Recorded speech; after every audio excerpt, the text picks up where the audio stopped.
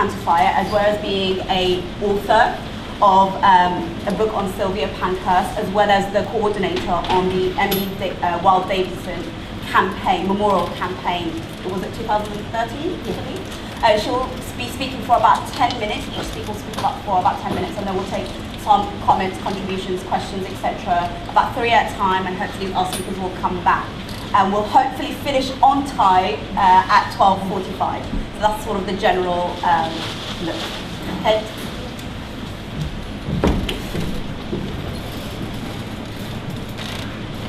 Okay, thank you very much, everybody.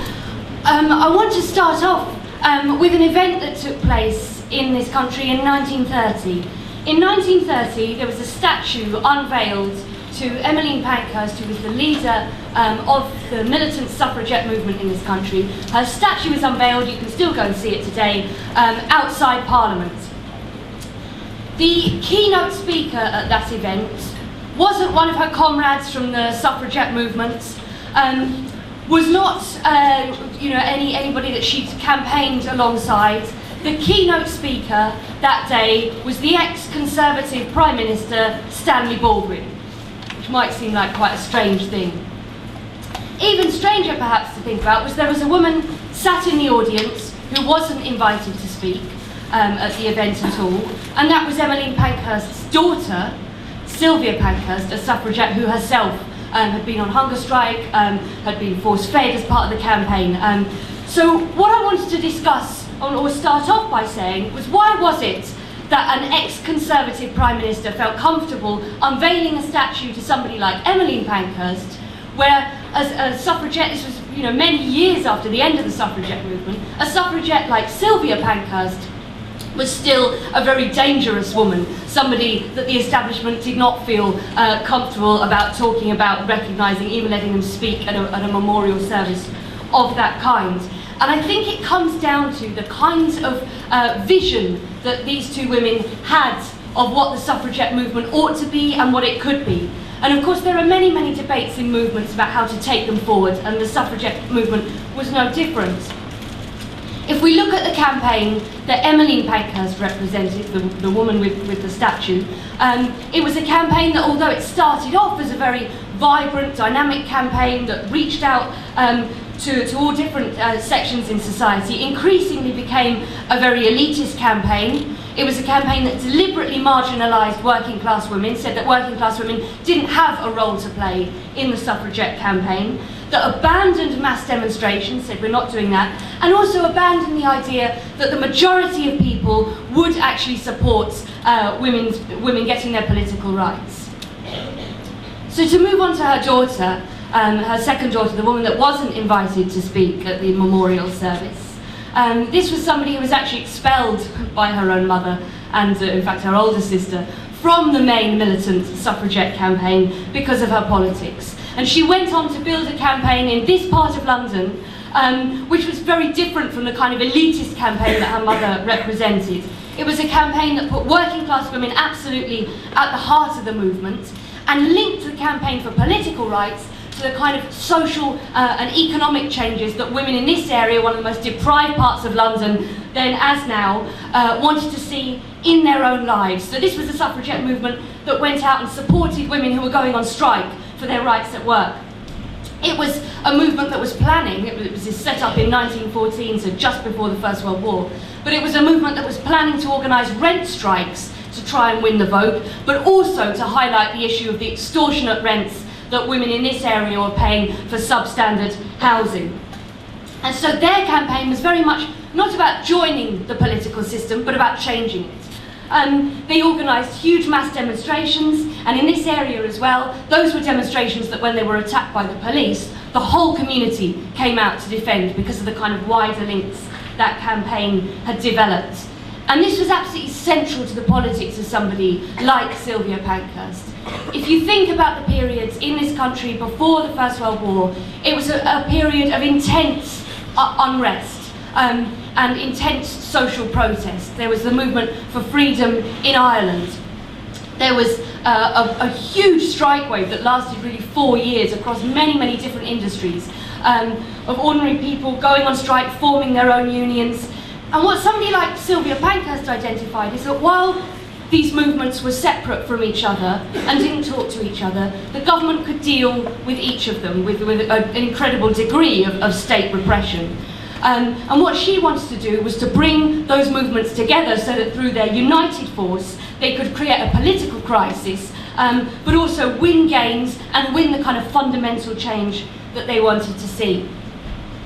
Now, I wanted to start off with that parallel because I think that's a very important debate for us in movements today, because there is a feminism that our establishments are very comfortable with, and they do sometimes mention women's rights. You do hear this on the television, but when our political establishment talk about women's rights, they usually are talking about somewhere abroad.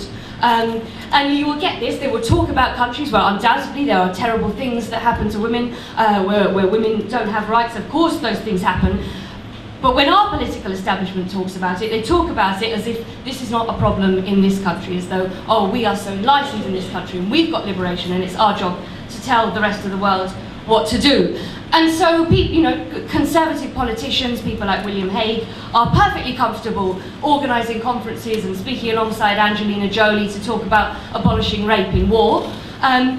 But this is a person who completely supports this country going to war at every possible opportunity, war that has inflicted incredible damage on some of the poorest women who live in this planet. So the hypocrisy of these people is absolutely loathsome. And I think it becomes particularly well exposed when the people who they talk about as these distant, poor victims try and flee those situations of persecution and violence in other countries. And this government tries to make it as difficult as possible for those people to arrive in this country. They then demonise them with racist language, and when they get here, they lock them up in detention centres with their children. It's an absolute hypocrisy from these kind of people that we shouldn't stand for. So that's one side of the feminism that our establishment is happy with.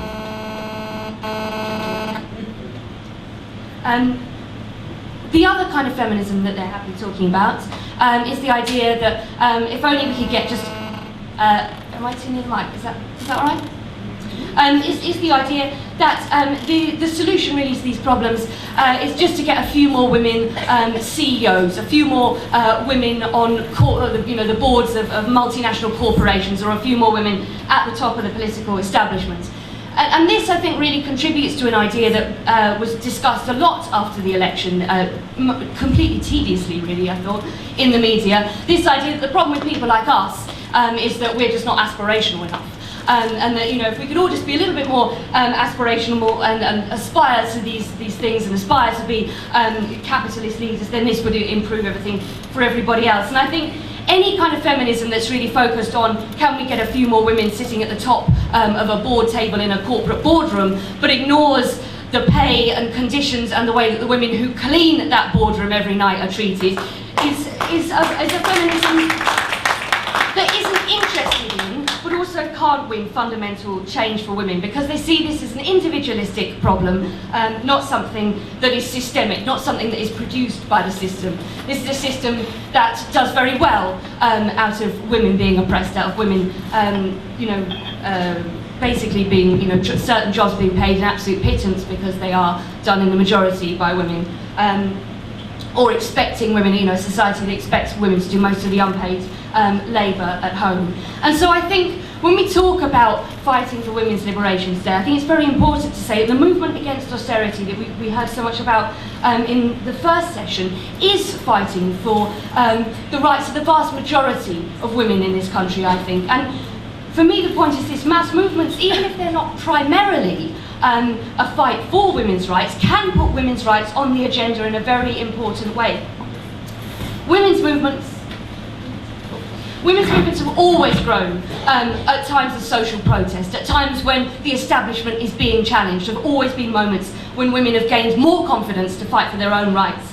If you think about the suffrage movement in the 19th century, both in this country and in America, were inspired by the struggles against slavery in the United States. We were very, very clear and direct links there. In this country, was inspired, the militant suffragette campaign was inspired by working class movements to get representation in Parliament for working people, for the campaign to get rights for unemployed people. If you think about the 1960s and the women's movement that grew then, this was absolutely happening at the same time as fights against racism, particularly in the United States, but also across the world, against imperialism all the way across the world, huge movements against imperialism, and led on to women fighting for their rights and very much identifying themselves as a fellow liberation struggle, and exactly the same with the gay rights movement at the time. And then if you think about the Stop the War movement as well, which really, I think, challenged a very distorted form of feminism that we had at the time when the war was launched. People like Laura Bush and Sherry Blair saying that this was going to be a war that was going to liberate women, that somehow shock and awe and bombing people in Iraq was actually going to end up liberating them. And it was a mass movement. There were countries where actually some feminists did support the war. In this country, we created a mass movement that exposed that for the racist and the sexist myth that was. And it was a mass movement that crucially had Muslim women at the core of organising those demonstrations as well. And I think this is what's happening and why it's so important about the anti-austerity movement today. This is where I will end with this. Because I think we've seen time and again women being really at the heart of this movement, whether we think about the teachers' strikes and the kinds of workers that have gone on strike have very often been led by women, being jobs that in the majority are done by women. Whether we're thinking about the housing campaigns and the occupations done there, that has been led overwhelmingly by women. And even the demonstrations have been organised in places like Bristol. It was young women still at school who were organising and calling huge demonstrations. I think it was actually the biggest demonstration that's ever been seen in Bristol, and I think this is really feeding into a growing anger and consciousness about women's oppression as well. When I was at school, very few of my friends probably would have called themselves feminists. They obviously believed that we should have rights, but we were unlikely to use that. I think that's changed fundamentally now. I think most young women would call themselves feminists and that sort of thing. And I think that when they talk about that and when they identify themselves as that and want to talk about women's rights and think that it's important, it's the best side of that struggle. They're really linking that up with what's going on in society. And I think for me, that's very important. This is identifying this as a campaign and a movement that is in the interests of the vast majority of women and not just about an elite. And I think that idea that we need to involve masses of people, that we can win majorities over these issues, that we can have broad and democratic movements where we can not only just change some things but also challenge where oppression comes from in the first place. That's a very inspiring thing that we can do, and that's standing in the tradition of people like Sylvia Pankhurst.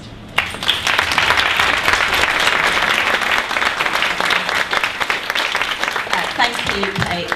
Our next speaker is Lindsey, who is one of the, again, co-founders of Counterfire and the convener of Stop the War. She's the author of several books, including How a Century of Women Changed the War changed the lives of women. Yeah. I nearly got there. And also Marks for Today, which is outside for £5. Very cheap there, isn't it? I'll give it to Lindsey. Okay.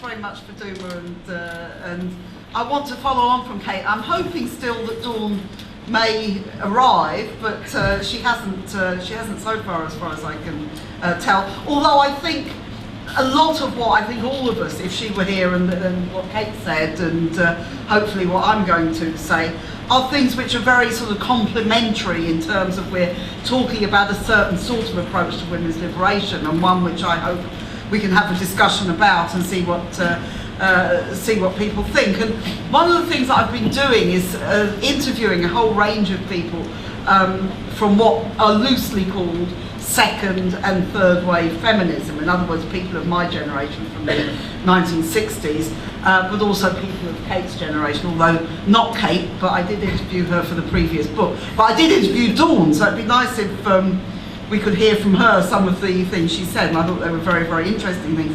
And what the point of doing all that was to try to get a sense of what has continued in terms of feminism since the 1960s, and what has changed, and what the different things facing women are. Because I think we can all agree that nearly 50 years after women's liberation started, women are still oppressed. There's absolutely no question that if you look at women economically, if you look at women socially, in terms of images, in terms of all these sorts of things, this is still a reality. And as Kate has described, the movement which was called, I mean, I don't think he liked these terms, but first wave is supposed to be the suffragettes, and that was about political equality, getting the vote basically, and getting the right to go to be educated and all that sort of thing. And second wave, which was the 60s women's liberation movement, was about sort of full social and political equality. I mean, people of younger than me will not know that before the 1960s, for example, even into the 1960s, it was extremely hard for women to get a mortgage, to sign what was called a hire purchase agreement. If you wanted to buy one of those modern washing machines and so on, you had to get a husband or father to kind of make sure that you were fiscally responsible and that you were going to pay your way. So it was about sort of bringing women into the modern world, if you like, and particularly it was about a period, a structural change in women's lives where women were coming into the workforce, not just as single women, but as married women, and increasingly by the 1970s and 80s, women who were mothers, which used to be that when you were a mother you stopped work, or many people did. I mean, lots still had to work, but it was, the idea was you had a male breadwinner family and you stayed at home and did the housework and looked after the kids, and the man went to work. That all changed, and one of the reasons that women's liberation was such a big deal in the 60s and 70s was because it reflected that change. It reflected women going out to work, it reflected women going into higher education, which for most people, certainly from working class or even lower middle class backgrounds, that was something that never happened. I mean, you couldn't even go to university in most places not more than 100 years ago. The Oxford and Cambridge colleges were only set up there, and they were pretty much for rich girls of rich families. That was pretty much who went to those sorts of things. That all changed, but of course I think it's also worth saying that for me, women's liberation, women's oppression is very much connected to class society. I mean, in that I'm a Marxist and I follow what Marx said about this, although there's many things that you could kind of build on from the time that Marx and Engels wrote in the 19th century, but I think it's very much connected to class society. But one of the things I think we have to remember about capitalism is what a tremendously adaptable and horrible and exploitative system it is. In other words, the picture of women that my mother grew up with, which was this idea of once you have your children, you stop working at least for a period of years and then maybe go back part-time, and you weren't expected. I mean, it was very shocking in those days for women to have children outside of marriage. It was very shocking. Even divorce was regarded as a scandal in many working class families.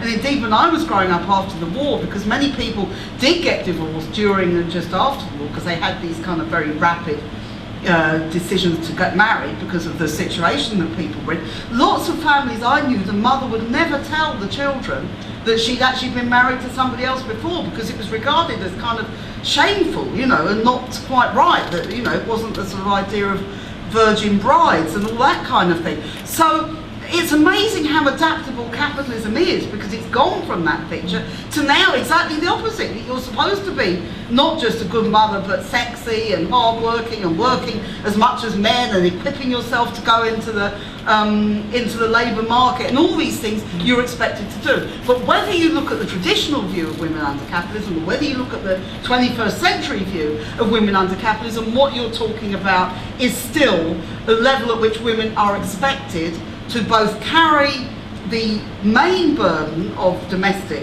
labour, and this is still, and particularly childbirth and childcare, which up till now and probably forever, nobody's found a way of men actually being able to carry out certainly the childbirth bit of it, although of course they can do the childcare. There's no gender reason why that can't happen. You've got that you've got this tremendous sort of situation where women are now both exploited at work. They go to work, they sell their labour power, they're employed, they're treated, even when you're in a kind of what you regarded perhaps again 50 years ago as a kind of nice job or a sort of easy job compared to some manual work, in clerical work or in teaching or any of those.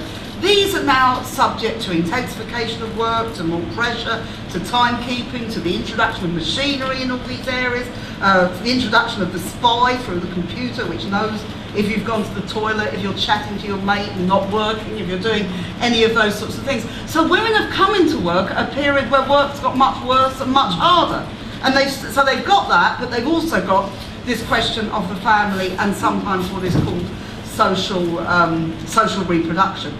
The fact that capital needs not just workers, the existing workers, but it needs future generations of workers in order, capitalism is like a sort of monster that just chews up all this young, it desires, like vampires, it desires young, fresh blood in order that they can exploit them even further. And that's, therefore, the reproduction of that labour power, reproduction of the next generation of children, of workers, is incredibly important.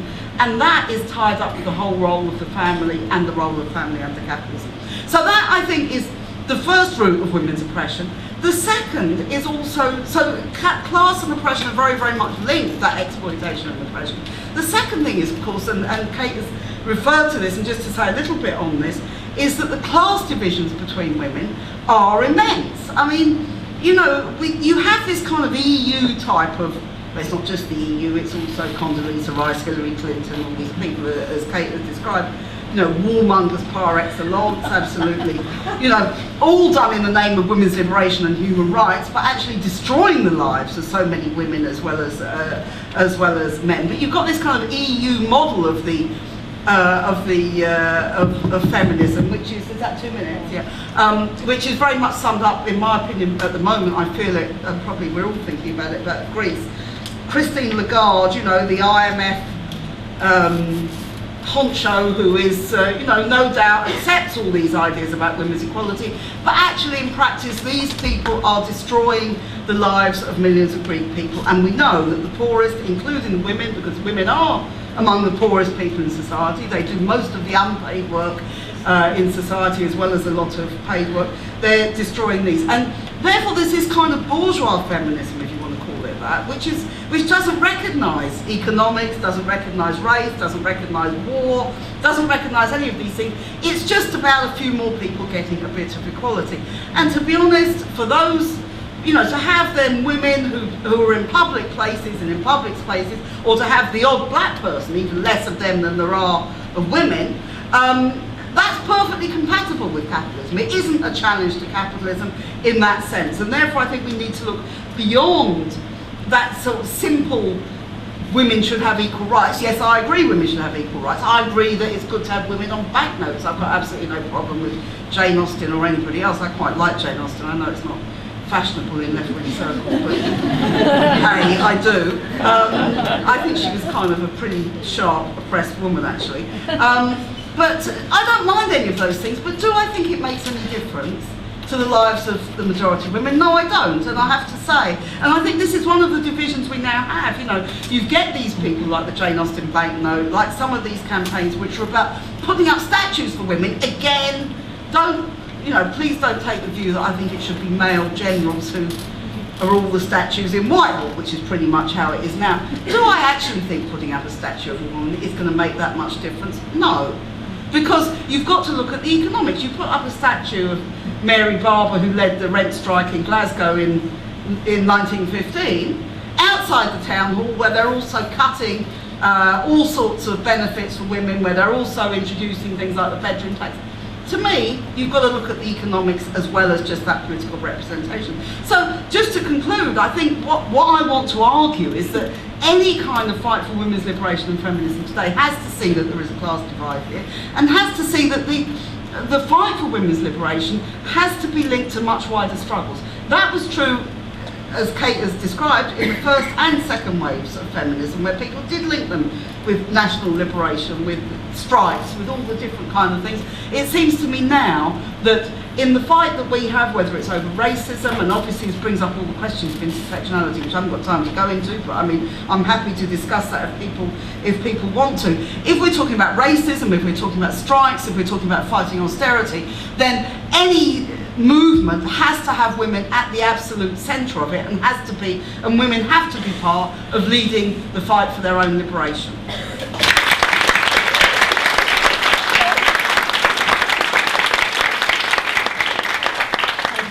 Lindsey.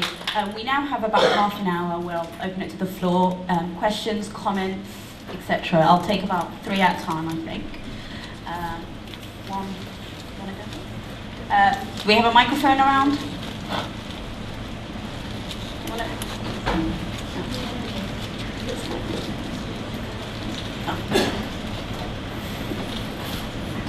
Just to the lady at the front. Thank you. Thank you. Hi. I wanted to ask a question around women in the workplace. I work at a university, and I'm a lecturer at university. And one of the professors from the university took me to one side once and said, "You should be quite careful. The dean of our faculty is in the process of removing." He said this in a meeting, in a faculty meeting. "I'm in the process of removing women who are 45 and older because they'll say exactly what they think. And I'm in the process of promoting women who are 30 to 35." And he said, "Because I can throw any amount of work at them, and even if they've got families, they will do it." And so this professor was taking me to one side saying, "You should be aware that those are the discussions that are happening above the teaching staff." And so my question kind of was, Lindsey was just kind of summing up there saying that we need to be back at the centre of kind of fighting these things. So what would you suggest is the best way, given that that's the environment that I work in, what would you say would be the best way to do that on a short-term and longer-term scale from that kind of position? And just to the gentleman behind you. I have probably quite a basic question, but I just want to kind of clarify for myself. How does your analysis understand the process by which capitalism is responsible for the oppression of women, specifically as opposed to kind of just the oppression of the working class as a gender-neutral kind of group or something like that? Thanks. Thank you. And at the back.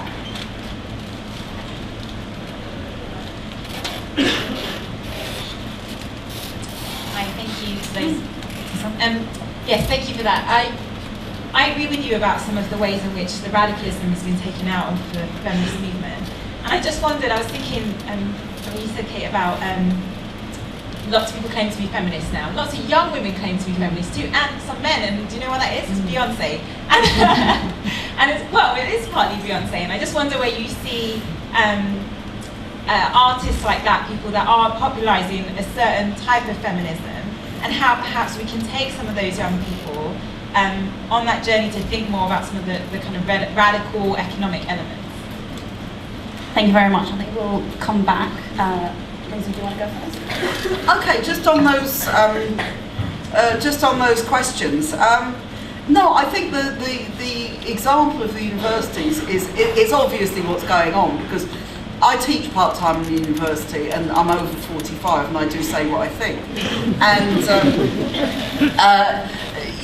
the older generation in there, well, certainly the ones that I sort of gravitate towards, are people who are, they've come out of the same generation as me. They've come out of the sort of 60s and 70s, which were very radical.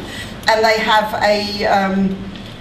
they're more likely to be in the union, they're more likely to stand up for themselves. And also, we know, we've got a memory of how it used to be better at work when you used to have tea breaks and things, which young people laugh when I say about tea breaks, and they used to have a trolley that came round and, things like that. People just can't kind of conceive of it. But people do remember that, so they say, well, hang on a minute, we don't really think it's a great idea for our work-life balance that we should have to work, whatever it is. But I don't think it's that the people under 35 don't want to have the same conditions. I think that what's happened is, firstly, there's less likelihood of them being in a union, although actually universities do by and large have trade unions, and they're sometimes quite strong, so that's better than lots of places. But I think they're very insecure. There's a lot of competition. People are highly qualified and still can't get jobs. At my place, we've got masses of hourly paid lecturers who really, although again, strictly speaking, they've got certain rights and the union does sometimes protect them, they're very often kind of thinking, if I cause any trouble, will it help me? And the answer is probably no, to tell the truth, because of the whole hierarchical way that it works. So I think the best way to fight is to begin to fight certainly around casualisation, and that is a lot of young women, and to say, look, come on, let's get all these people together and start to organise. The point that was made about capitalism and oppression, how does what I say explain it specifically as opposed to class exploitation? I mean, the theory about capitalism is that, you know, it's based on the exploitation of the worker, that the capitalists extract surplus value in the Marxist term. In other words, the 8 hours or 10 hours that you work in the day, your wages add up to 5 or 6 hours of that, and the rest of that goes in profit. That's simple, kind of little noddy Marxist economics, but that's all I've really got time for. But my argument about oppression, and I think a lot of Marxists and socialist argument about oppression is not that it's the same as exploitation, or sometimes it even predated. I mean, clearly women's oppression goes back long before capitalism, goes back through all of class society, and I think you can recognise that, and it's very closely tied to historically to the domestic role of women and their childbearing role. But that within capitalism, these oppressions, and it's true of racism as well, I think, are sort of recreated and reinforced, and you have this divide and rule, you know, that there's always somebody that you're defining yourself against, whether it's the immigrant worker, whether it's somebody who wears a hijab, whether it's, you know, whatever it is that and oppression is incredibly important in terms of capitalism, in terms of making people feel that that is their enemy rather than the capitalist class. So to put it very simply, I think oppression is very closely tied to the system of exploitation, and I don't think we'll get rid of oppression until we get rid of exploitation. So anyway, and I think Beyonce then. Beyonce. Kate, do you want to tackle Beyonce? Tackle Beyonce. All right. I mean, I, you know, to be fair, I don't know a huge amount about Beyonce, I have to say. But I mean, you know, anything that gets people to talk about these things, it's good to hear the word feminism being used. That's good. Do I think Beyonce, I mean, you know, really has the answers? No, not really. You know, this kind of, you know, I believe she says things like, "Oh, who runs the world? Girls do." We don't run the world. This is not true. So yeah, you know, I mean, I don't really think that is a fair reflection of what's going on. But you know, as I say, anything that gets people kind of talking about it. But I think that I think for most people, I think, okay, people may or may not be inspired by Beyonce, but I think it's deeper than that. I don't think I think when people connect with that and understand that what I'm very inarticulately trying to say is that when people decide that they might be interested in those ideas, it connects with an experience that they have. And I think for a lot of young women, you know, so otherwise, you know, there's loads of words that people use or terms or phrases. Why is that one that is resonating with young women now? I think throughout like the 90s, the early 2000s, I think we were really sold a very damaging lie about how young women should behave, and we were told we were all liberated now. Everything that was before was sexist, was now ironic, and we were all supposed to put up with it. And we got more and more of this ironic behaviour, which was just plain sexism. And you know, this idea that we were all liberated, I mean, nobody can remember what day it happened on, because it didn't bloody happen. But we were all supposed to have accepted, oh yeah, you've got liberation now, so this is hilarious. And it was all the same kind of people doing it. You know, there was nothing fundamentally different about this, except it was a weapon to shut down any criticism of those things and a kind of know your place, young women. And I think that for a while lasted, but I think that is now being challenged in very, very big ways. I think young women are sick of this. They're seeing what this is all about. They're really challenging the idea that they're just reduced to their appearance the whole time, that that's the way they're going to be judged all the time. You know, I think there's a real kind of challenge to those sort of attitudes, and therefore I think every time somebody says anything about feminism or women's rights, it actually resonates with the way that people feel in their own lives. They know that things aren't right. They know that we haven't got equality, despite the fact all the legislation might be there to prove it. You know, it was an Equal Pay Act passed in, what, 1970, and we still don't get equal pay. So you can pass all the legislation you like, there's something fundamentally rotten in this society. There's something about capitalism that means we can't have equality while this system of divide and rule, of oppression, of exploitation continues to exist. And therefore I think it does, you know, this is something that is resonating with people for a very particular reason. They're sick of it and they want to fight back against it, and that's great.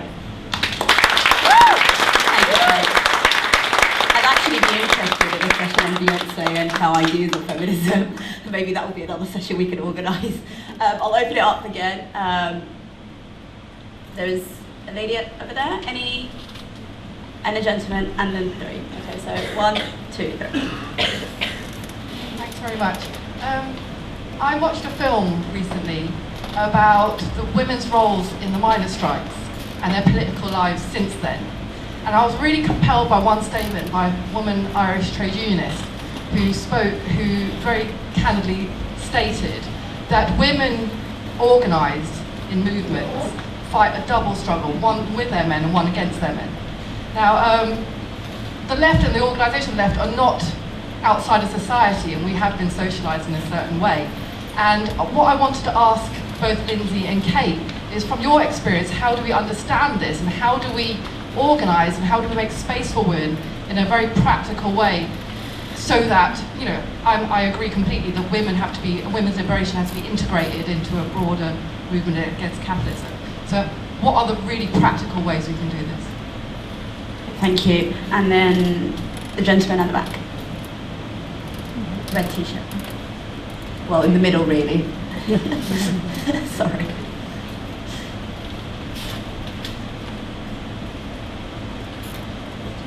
When we are talking about oppression and discrimination against women, we have to divide to, first, it is about the working class women, and is constituting the majority of women.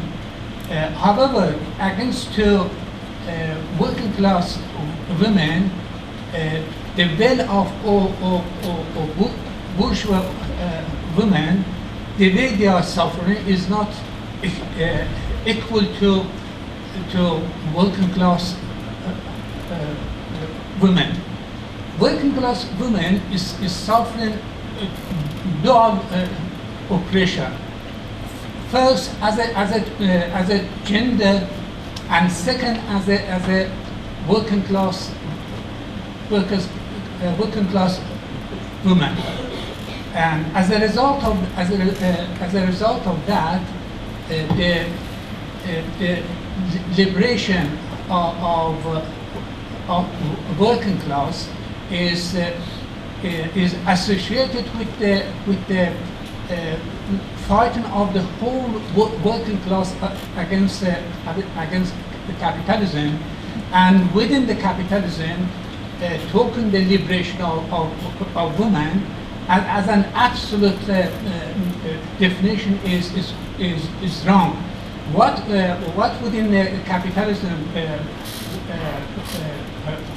the movement for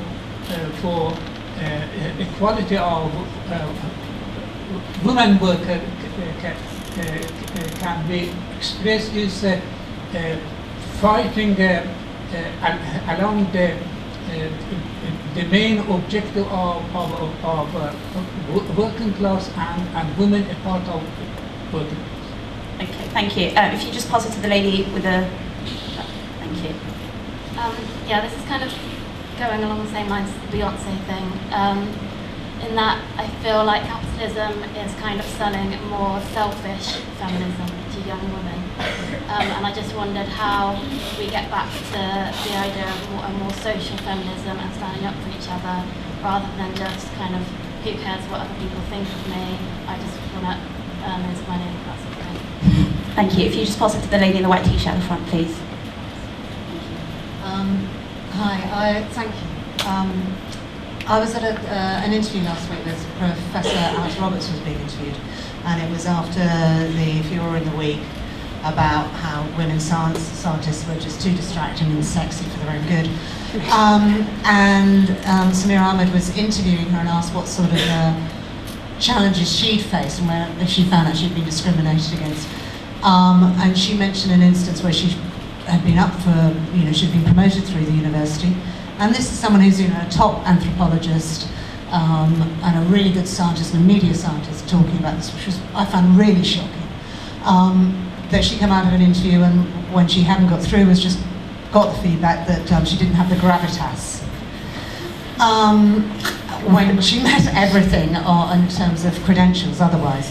And she put it, we're still there where she did a stiff neck about how close that glass ceiling is and what we're fighting against. And that we really actually have to struggle, and it has to be a joint gender thing here about the patriarchy in society and the way our work is structured so that we actually have a division of labour when people are bringing up kids. Thank you. We just received a text saying that Dawn Foster has been, TFL really, stuck on rail replacement, so shock horror there. So unfortunately, I don't think she will make it. We have just about 15 minutes left, so I don't think she'll make it, sadly. But we will continue nonetheless. Can you pass it to Penny?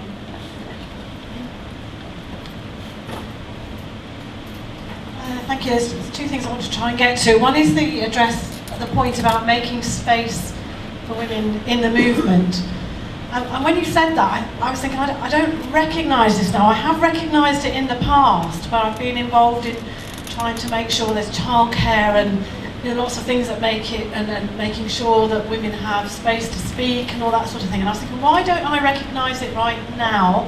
And I'm really willing to be challenged on this.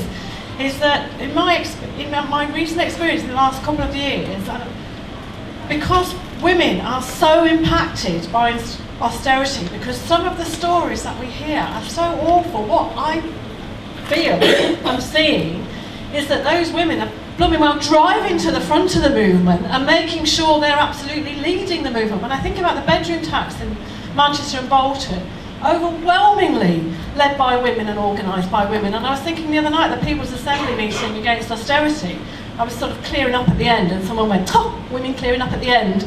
And I went, women have run this meeting, most women have spoken at this meeting, these things wouldn't have worked, and actually the men were in the minority. I'm not saying that's a good thing, particularly the men were in the minority, but I was thinking that's a wrong conclusion to draw because we were tidying up at the end, and that comes from a perception of the past. And I can only put that down to, I really do think, I'm thinking of people like Maria Brabinev from the Bedroom Tax, who speaks all over the country, who was a carer for her elderly mother, a woman whose daughter's buried in her garden and is affected by the bedroom tax, because her ashes in the garden. That's why she can't possibly leave her home, doesn't want to be evicted, because it's not a house, it's a home.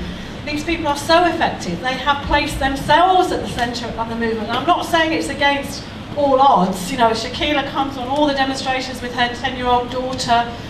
I just feel perhaps that today we're trying to embrace all the difficulties that we all face in our day-to-day organisation. And the last thing you were saying about this sort of individual feminism, it has struck me, this kind of individual, up yours, I'll do what I like, I'll wear what I like, I'll go what I like, and I'm going, hooray, yes, good, good. But where's the collectivisation that takes us all forward on this struggle, who aren't in a job where we can wear what we like, do what we like, turn up where we like, that we need to improve those conditions. So just a few thoughts there. Good time to come back. Kate? Oh, okay. Yeah, thanks everybody for a really brilliant discussion, and I hope we'll be able to carry on discussing these things throughout the weekend.